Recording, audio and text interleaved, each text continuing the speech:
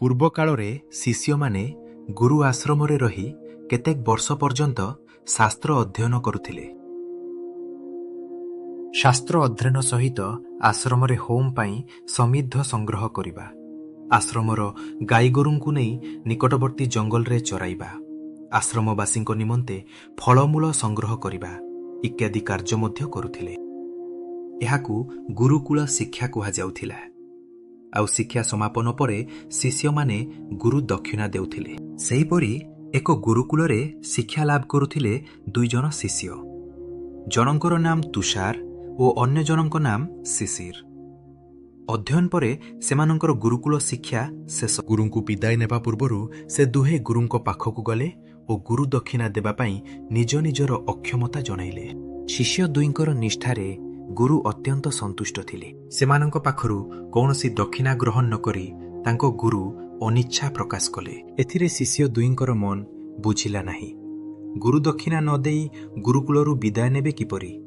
ତେଣୁ କିଛି ହେଲେ ଦକ୍ଷିଣା ଗ୍ରହଣ କରିବା ପାଇଁ ସେମାନେ ଗୁରୁଙ୍କୁ ଅନୁରୋଧ କଲେ। ଦୁଇଙ୍କ କଥାକୁ ଏଡ଼ାଇ ପାରିଲେ ନାହିଁ।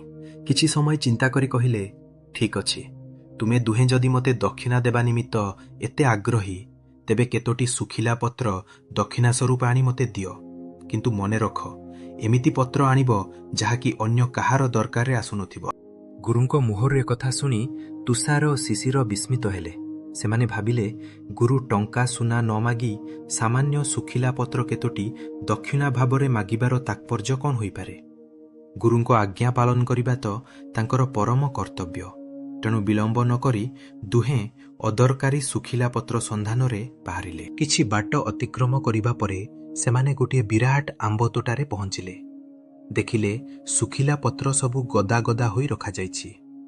ତୁଷାର ଓ ଶିଶିର ସେହି ପତ୍ର ଗଦାରୁ କିଛି ଆଣିବାକୁ ଯିବାରୁ ଅଳ୍ପ ଦୂରରେ ଥିବା ବୁଢ଼ାଟିଏ ଧଇସଇ ହୋଇ ଆସି ସେଠାରେ ପହଞ୍ଚିଗଲା। କହିଲା, ପୁଅ, ମୁଁ ବହୁ କଷ୍ଟରେ ଘର କାଣି କରି ଏହି ପତ୍ରଗୁଡ଼ିକୁ ଠୁଳ କରିଛି। ଏଗୁଡ଼ିକୁ ନେଇ ଜାଳ କରିବି, ଖୁଦମୁଠେ ଯାଉ କରି ଖାଇବି। ତୁମେ ଏ ଗଦାରୁ ପତ୍ର ନିଅ ନା। ବୁଢ଼ା ମଣିଷ ମୁଁ, ଆଉ ଦୂରକୁ ଯାଇ ପତ୍ର ସାଉଁଟି ଠୁଳ କରିପାରିବି ନାହିଁ।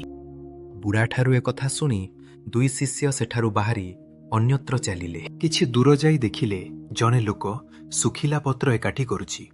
ଶିଷ୍ୟ ଦୁହେଁ ତାକୁ ପଚାରିଲେ, ଭାଇ, ଏ ପତ୍ର ତୁମର କି ଦରକାରେ ଆସିବ? ଲୋକଟି କହିଲା, ଏ ପତ୍ରକୁ ଜାଳି ପାଉଁଶ କରିଦେଲେ ଏହା ଭଲ ସାରରେ ପରିଣତ ହେବ। ସେହି ସାରକୁ କ୍ଷେତରେ ପକାଇଲେ ଭଲ ଫସଲ ଫଳିବ। ସେଥିପାଇଁ ତ ମୁଁ ଏ ପତ୍ରତକ ନେଉଛି। ଲୋକଟି ମୁହଁରୁ ଏକଥା ଶୁଣି 2 ଶିଷ୍ୟ ପୁଣି ଆଗକୁ ଚାଲିଲେ। କିଛି ବାଟ ଯିବା ପରେ ଦେଖିଲେ ବୁଢ଼ୀଟିଏ ଶୁଖିଲା ପତ୍ର ସାଉଁଟୁଛି। ବୁଢ଼ୀକୁ ଦୁହେଁ ପଚାରିଲେ, ମାଉସୀ, ଏ ପତ୍ର ନେଇ ତୁମେ କ'ଣ କରିବ? ବୁଢ଼ୀଟି କହିଲା, ବାପା, ତୁମେ ଏ ପତ୍ରର ଗୁଣ ବୋଧହୁଏ ଜାଣିନ। ଏହାକୁ ଗୁଣ୍ଡ କରି ପାଣିରେ ଫୁଟାଇ ଛାଣି କରି ସେହି ଫୁଟା ପାଣି ପିଇଲେ ସବୁ ପ୍ରକାର ଜ୍ୱର ଭଲ ହୋଇଯିବ। ଏହି ପତ୍ର ହେଉଛି ପୁରୁଣା ଜ୍ୱର ଅବ୍ୟର୍ଥ ଔଷଧ। ବୁଢ଼ୀ ପାଖରୁ ଏକଥା ଶୁଣି ଶିଷ୍ୟ ଦୁହେଁ ସେଠାରୁ ମଧ୍ୟ ହତାଶ ହୋଇ ଫେରିଲେ। କାରଣ ଗୁରୁ ତ କହିଛନ୍ତି, ଯେଉଁ ପତ୍ର କାହାର ଦରକାରେ ଲାଗୁନଥିବ କେବଳ ସେହି ପତ୍ର ଆଣିବ।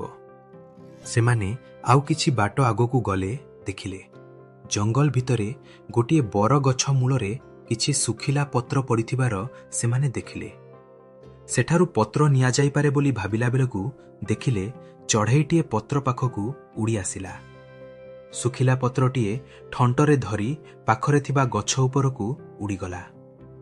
ଶିଷ୍ୟ ଦୁହେଁ ନିରୀକ୍ଷଣ କରି ଦେଖିଲେ ଚଢ଼େଇଟି ସେଠାରେ ନିଜର ବସା ତିଆରି କରୁଥିଲା। ପତ୍ରଟିକୁ ନେଇ ସେ ତାର ବସା ବାନ୍ଧିବା କାମରେ ଲଗାଇଦେଲା। ତୁଷାର ଓ ଶିଶିର ଭାବିଲେ, ଏ ସ୍ଥାନରୁ ମଧ୍ୟ ପତ୍ର ନେଲେ ହେବ ନାହିଁ। ତଥାପି ସେ ଦୁହେଁ ହତାଶ ନ ହୋଇ ଚାଲିଥାନ୍ତି। ଆଗକୁ ଯାଉ ଯାଉ ଦେଖିଲେ ଗୋଟାଏ ପାଣି ନାଳ।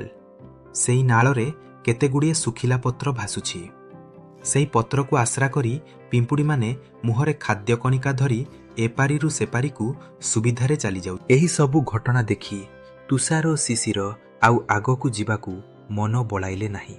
କାରଣ ସେମାନେ ଦେଖିଲେ ଏହି ଶୁଖିଲା ପତ୍ର ମଣିଷଠାରୁ ଆରମ୍ଭ କରି ପଶୁପକ୍ଷୀ କୀଟପତଙ୍ଗ ସମସ୍ତଙ୍କର ଦରକାରରେ ଲାଗୁଛି।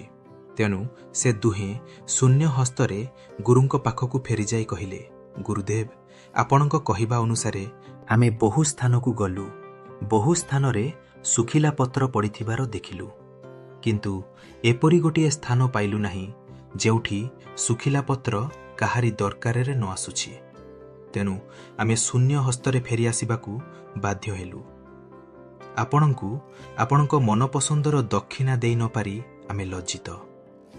ଶୁଖିଲା ପତ୍ର କେତୋଟି ଆପଣ ଦକ୍ଷିଣା ଭାବରେ ମାଗିଥିବାରୁ ଆପଣଙ୍କ କଥାକୁ ଆମେ ପରିହାସ ମଣିଥିଲୁ, କିନ୍ତୁ ସେହି ଶୁଖିଲା ପତ୍ର ଯେ କେତେ ଦରକାରୀ ସେ କଥାକୁ ଆମେ ଏବେ ଅନୁଭବ କରିପାରୁଛୁ।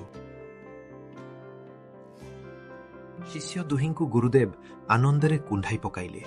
ତାପରେ ସ୍ନେହରେ ସେମାନଙ୍କ ପିଠି ଆଉସି କହିଲେ, ତୁମେ ଦୁହେଁ ମୋର ନିଷ୍ଠାବାନ ପ୍ରିୟ ଶିଷ୍ୟ। ଦକ୍ଷିଣା ଦେଇ ପାରିଲିନି ବୋଲି ମନ ଦୁଃଖ କରନି, ସେଥିପାଇଁ ଆଦୌ ବ୍ୟସ୍ତ ହୁଅନା। ତୁମେ ଆଜି ଯେଉଁ ଜ୍ଞାନ ଲାଭ କଲ ତାହା ହେଉଛି ପ୍ରକୃତ ଶିକ୍ଷା। ତୁମେ ଏବେ ଜାଣିଲ ଭଗବାନଙ୍କ ସୃଷ୍ଟିରେ ସାମାନ୍ୟ ଶୁଖିଲା ପତ୍ରଟାଏ ମଧ୍ୟ କେତେ ଦରକାରେ ଆସୁଛି, କେତେ ଜୀବଙ୍କର ଉପକାର କରୁଛି। ତୁମେ ମଣିଷ ଜନ୍ମ ପାଇଛ, ସୃଷ୍ଟିର ମମଙ୍ଗଳ ପାଇଁ ତୁମେ କାର୍ଯ୍ୟ କରିବା ଉଚିତ। ମଣିଷ ଜନ୍ମ କେବଳ ଅନ୍ୟର ଉପକାର କରିବା ପାଇଁ ଉଦ୍ଦିଷ୍ଟ, ଏ କଥା ଯେପରି ନ ଭୁଲ। ଦୁଃଖ କଷ୍ଟରେ ପଡ଼ିଥିବା ଲୋକଙ୍କୁ ସାହାଯ୍ୟ କରିବାର ସୁଯୋଗ ମିଳିଲେ ତାରୁ କେବେ ହାତଛଡ଼ା କରିବ ନାହିଁ। ରୋଗୀ, ଦରିଦ୍ର ଓ ବୃଦ୍ଧ ଲୋକଙ୍କୁ ସାହାଯ୍ୟ କରିବା ଲାଗି ସର୍ବଦା ପ୍ରସ୍ତୁତ ରହିବ।